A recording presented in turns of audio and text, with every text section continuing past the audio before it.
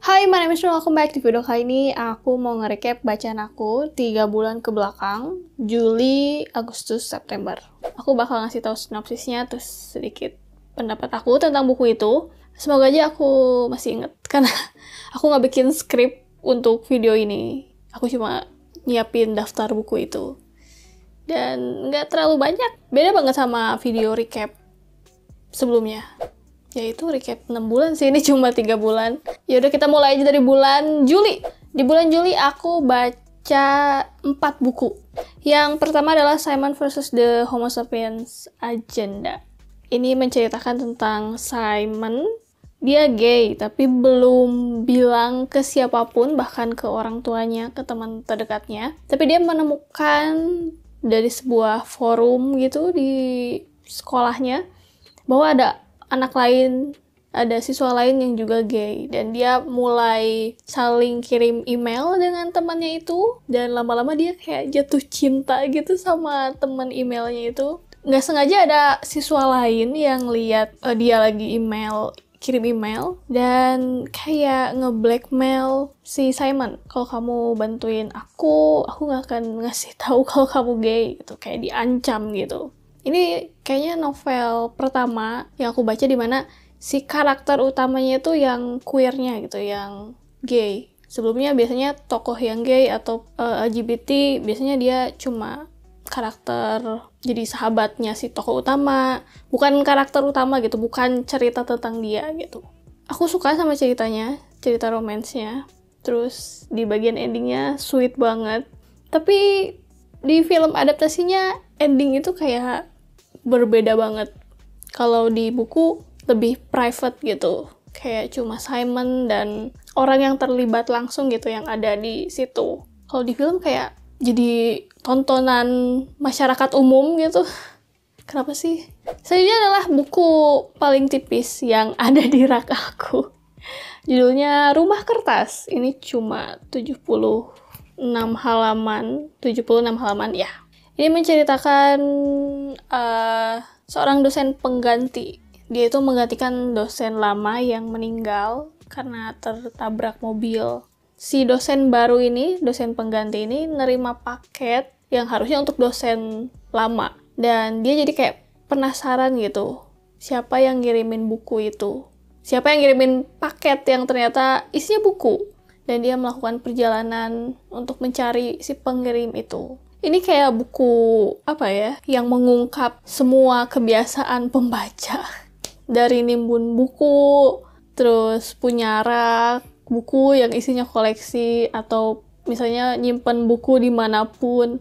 Tapi ini levelnya lebih ekstrim. Lihat aja judulnya. Novel ketiga dan yang keempat adalah novel yang udah aku review di channel ini. Ada videonya di sini. Novelnya itu, kok aku nggak disebutin ya novelnya, The Supernumerary Project dan Love in Santorini Unforgettable Sunset.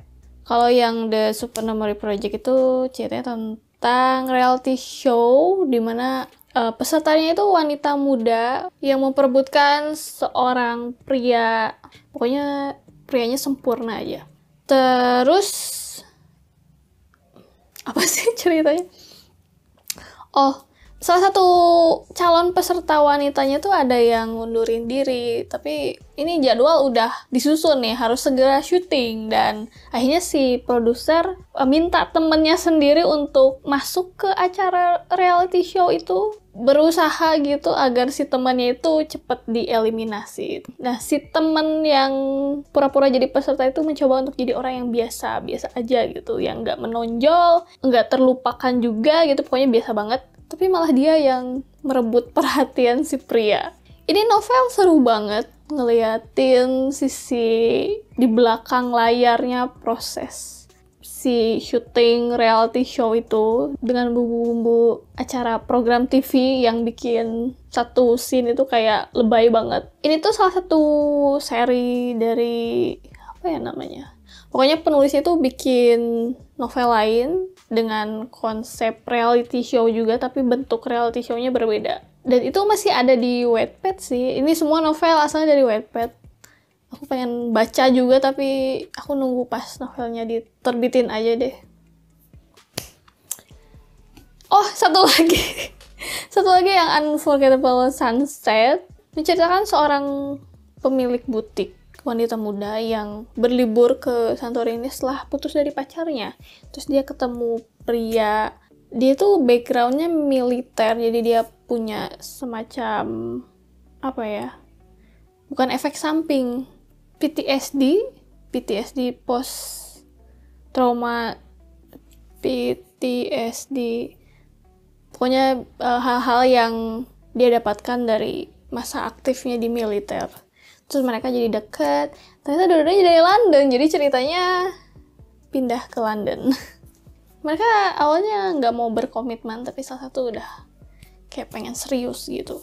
Judulnya iya Love in Santorini, tapi sebagian besar ceritanya di London, jadi itu bikin aku kecewa pas bacanya, karena aku berharap aku bisa lihat gimana sih kehidupan di Santorini yang bukan versi turisnya, tapi ternyata itu yang dikasih lihat. Kita masuk ke bulan Agustus. Di Agustus aku baca 5 buku dan rata-rata bentuknya e-book. Yang pertama adalah And Then There Were None, karya Agatha Christie. Ini menceritakan 10 orang asing yang diundang ke sebuah pulau dan satu persatu mereka mati. Ini novel misteri yang oke banget. Aku suka banget.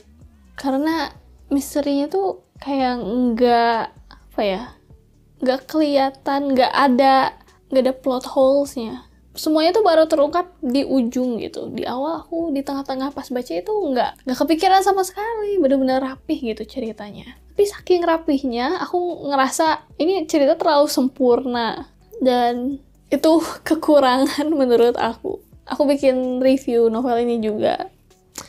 Terus setelah itu, aku nonton video yang ngebahas isu rasisme yang ada di novel itu yang nggak aku sadari. Dan itu ngebuka pikiran aku, ngasih lihat kalau si ceritanya bukan tentang pembunuhan aja, tapi latar belakang kenapa mereka bisa dibunuh dan kenapa dibunuhnya seperti itu. Kalian harus nonton videonya. Dan hal-hal itu hilang dan nggak kebaca karena judulnya diubah. Dulu kan judulnya bukan And Then There Were None, terus ada beberapa istilah yang diubah untuk menyesuaikan, tapi malah jadi menghilangkan arti yang sesungguhnya gitu.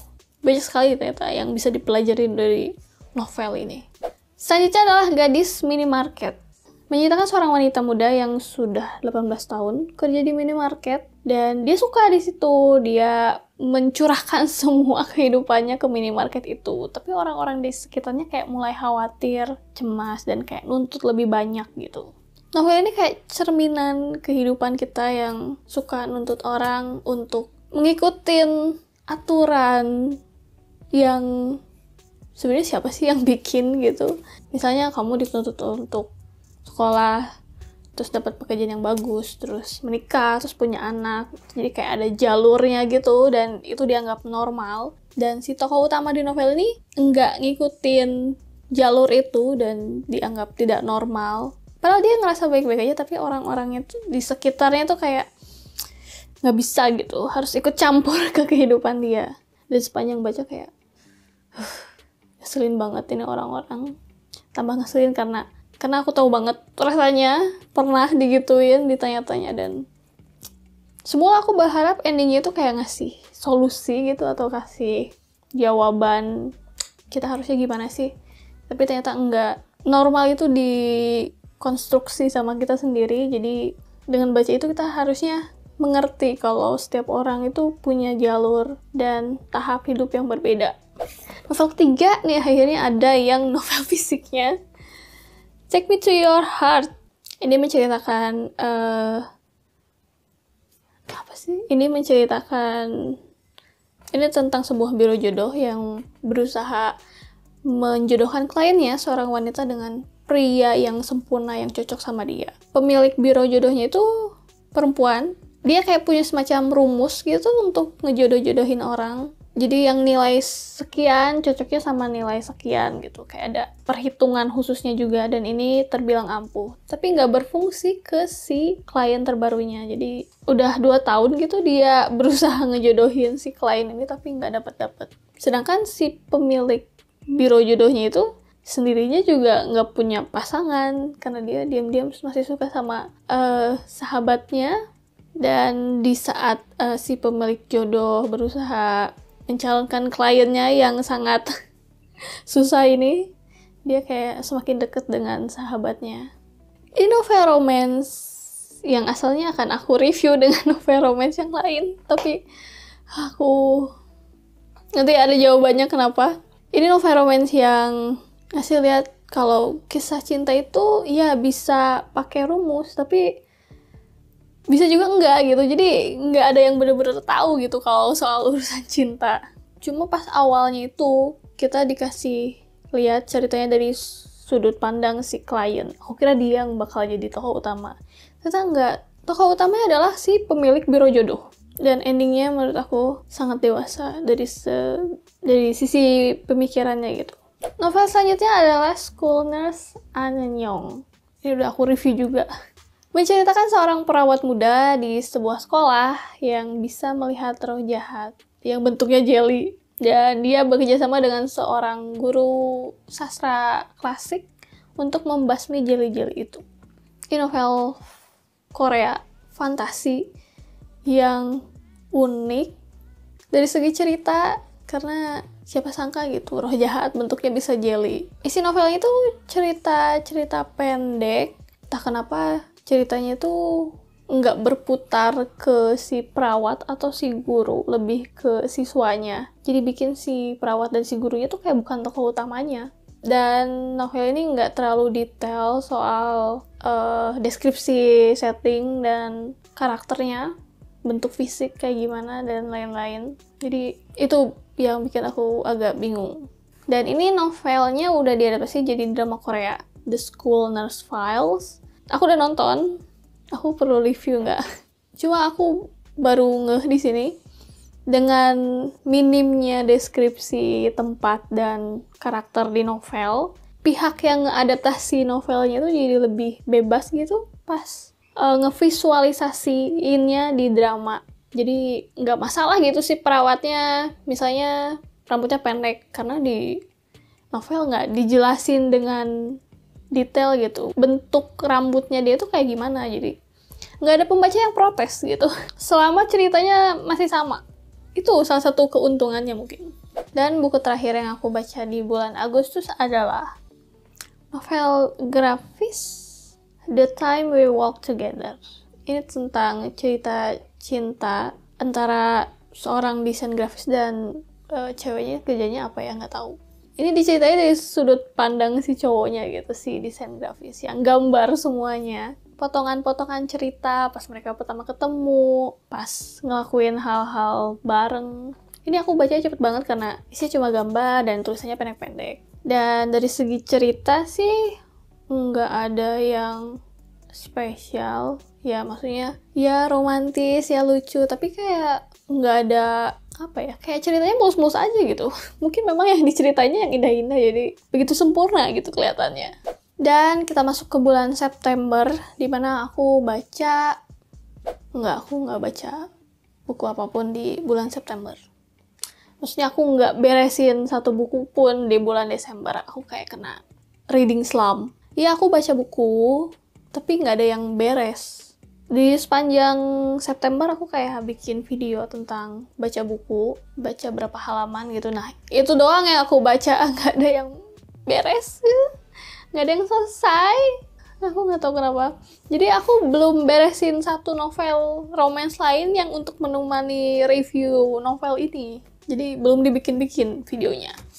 Entah kenapa kayak nggak mau baca buku aja gitu. Aku nyadarnya pas tanggal 7 September, pas udah semingguan gitu, terus baru aku belum beresin buku satu pun. Dan itu berlanjut sampai akhir bulan, sebulanan itu. Pengen nonton film aja gitu, nonton series, nonton YouTube. Aku juga gak maksain diri untuk baca sih, jadi ya nggak apa-apa menurut aku. Nah itu lihat buku-buku yang aku baca 3 bulan kemarin, cuma ada 9 buku dan rata-rata bentuknya e-book. Yang bentuk bukunya itu fisik dan aku punya itu cuma 3.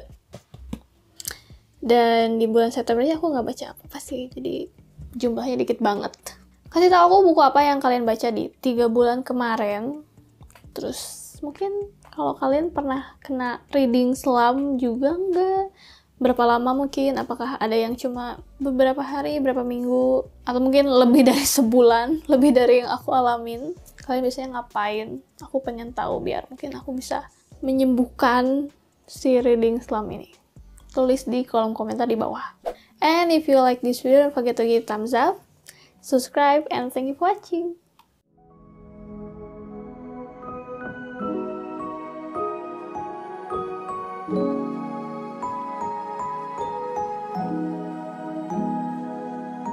Novel yang pesawat lewat dulu.